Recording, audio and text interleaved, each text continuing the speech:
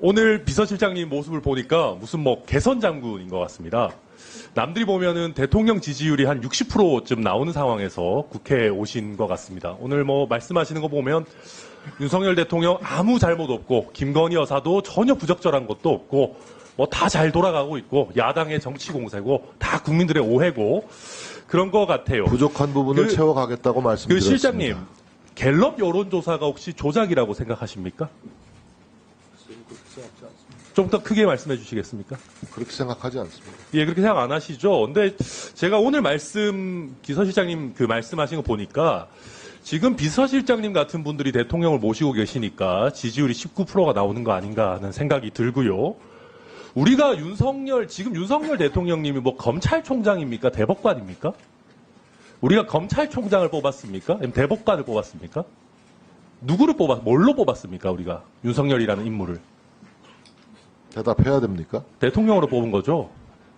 그런데 계속해서 법률적으로 문제 없다라는 말씀만 계속 하고 계시죠. 대통령이 국민 앞에 정치적인 책임, 도의적인 책임을 먼저 져야 됩니까? 아니면 법률적인 책임만 없으면 뭔 부적절한 행위를 해도 법적으로만 문제 없으면 뭐 상관없다라고 해도 되는 겁니까? 사안마다 다르겠죠. 당연히 정치적, 도의적 책임, 국민에 대한 도리를 다 해야 되겠죠. 그렇지 않습니까? 어떤 상황에서 어떤 사안에 관한 문제인지를 따져봐야 될 겁니다. 자, 지금과 같은 예, 이 심화된 정치 양극화 속에서 저는 윤석열 정부가 박근혜 정부의 탄핵에 있어서 좀 잘못된 교훈들을 얻었던 게 아닌가 하는 생각도 들거든요. 저는 어떤 정권이든 우리 법적으로 문제 없으니까 괜찮은 거 아니냐, 야당 왜 이러냐라는 소리 하는 순간부터 날아간다라고 생각을 합니다.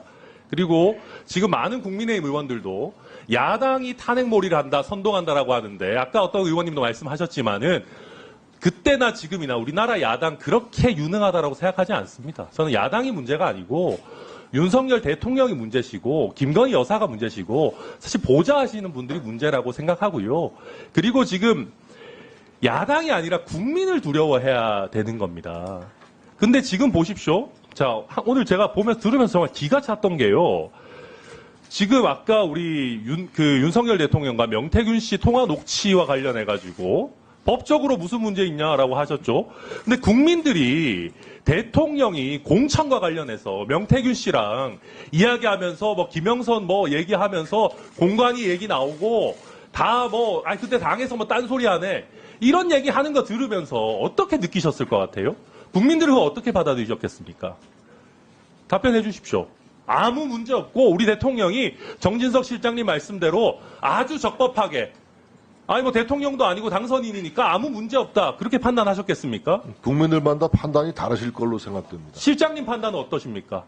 제가 모두의 말씀 들었다시피 그 녹취에 나온 내용에 대해서는 정치적으로, 그렇게 법적으로, 대부분의 상식적으로 국민들의 문제 있다라고 말씀드렸습니다. 생각하는 거를 손바닥으로 하늘 가리면서 법적으로 문제 없다라고 빠져나가시니까 지금 지지율이 19%가 나오는 겁니다. 빠져나가지 않습니다. 그리고 지금 한 번 더 보십시오. 아까 우리 존경하는 전용기 의원도 얘기했지만은 지난번에 뭐라 그랬습니까? 경선 때까지만 하고 그 이후에 연락 안 했다 그랬지 않습니까? 명태균 씨와 관계 관련해가지고.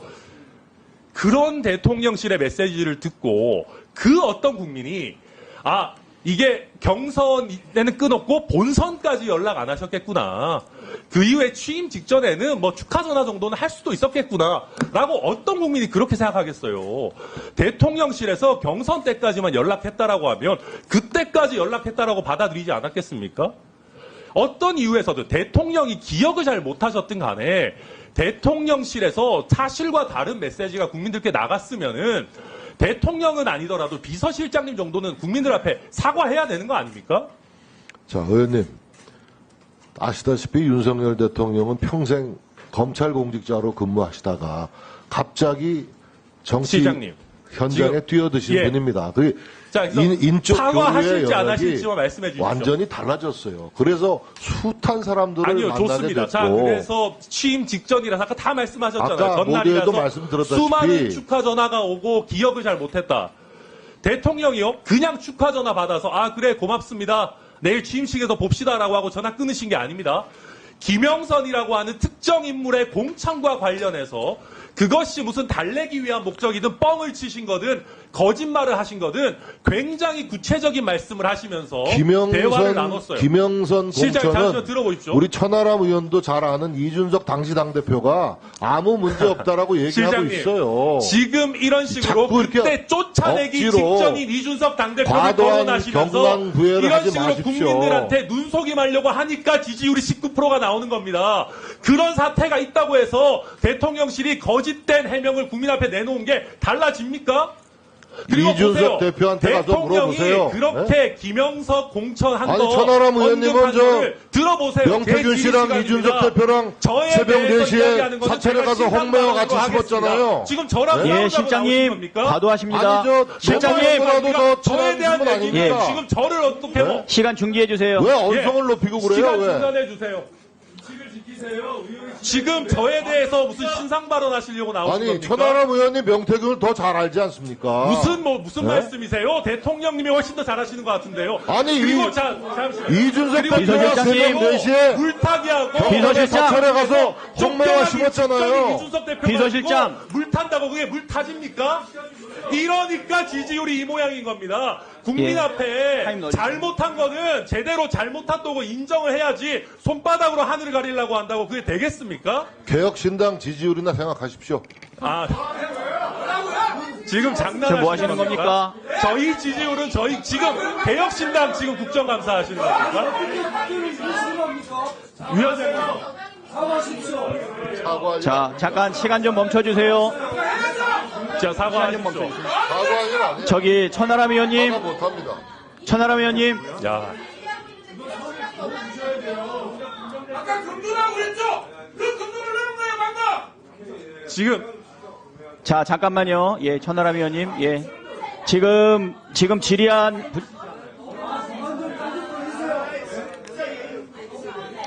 위원장님. 잠깐만 저에 대한 거는 제 좀 신상 가라앉히시고요. 발언으로 할 테니까요. 자, 천하람 의원님 잠깐 가라앉히시고. 예. 저 우리 정진석 실장님, 저 5선 국회의원이신데 지금 국회에 예.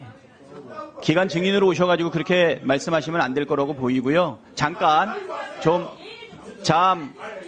더 가라앉히신 다음에 시작하도록. 자, 1분 넣어주세요. 네. 예, 시장님. 예. 계속 하세요. 다시 예. 질문 시작해 주십시오. 시장님.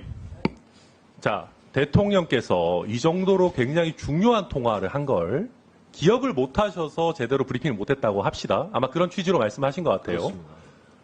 그 정도로 대통령 기억력이 안 좋으시면 우리가 대통령을 믿을 수 있겠습니까? 아까도 말씀드렸다시피 취임식 전날은 수없이 많은 전화를 축하 전화를 받는 날입니다. 근데 잠시만요. 그런 상황을 좀 한번 근데- 생각해 주시면 이해가 예. 가실 거라고 근데 생각합니다. 실장님, 이게 우리가 긴 통화도 아니었고요. 한번 잠깐만 들어보십시오. 이게 우리 국민들이 느끼는 거 한번 보시겠어요? 지금 실장님께서는 그날은 당선인이니까 법적 문제 없다. 취임 전이다. 근데 하루만 지나면 대통령이 당선 취임하신 분이고 실제 취임하셨잖아요.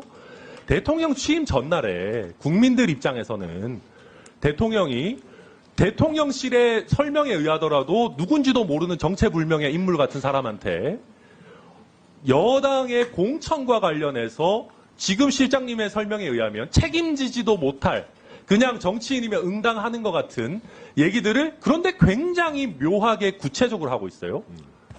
뭐 공천 공관위의 얘기를 들었다. 나는 김영선이 해주려고 하는데 대통령의 당선인의 의견 표명까지 있고 근데 당에서 뭐 이런저런 얘기가 나오네. 피드백까지 얘기가 나옵니다. 이런 얘기를 하는 거를 녹취가 나왔잖아요. 이런 거를 보는 국민들이 이거 보고 즐거우실까요? 우리 대통령이라는 분이 대통령 취임하는 국민들 앞에 엄숙하게 선서하는 바로 전날에 국민들마다 이렇게 판단이 여당의 다르시겠죠. 공천과 관련해서 대통령실의 설명에 의하더라도 부적절한 인물과 관련해서 이렇게 논의하는 거에 대해서 국민들 앞에 어떻게 느끼는지를 보시고 적절하게 송구하다 사과하다 최소한 국민들 마음에 맞는 얘기는 해줘야 되는 거 아닙니까? 이러니까 지금 지지율이 이런 뉴스 아니냐 제가 말씀드린 거. 아니 지금 뉴스에도 나와요. 그 문제의 녹취가 임의로 조작된 듯하다는 전문가의 얘기가 나오고 있습니다. 예? 이게 도대체 녹취된 부분도 부정하시는 겁니까? 이거 조작. 자, 그럼 저도 좀 말씀을 드려도 되겠습니까, 의원님? 자, 이 문제의 본질은 뭡니까? 예, 신장식 의원님. 대통령이 부적절한 예. 불법 선거 개입, 공천 개입을 했다는 게 문제의 본질 아닙니까? 그렇잖아요, 의원님.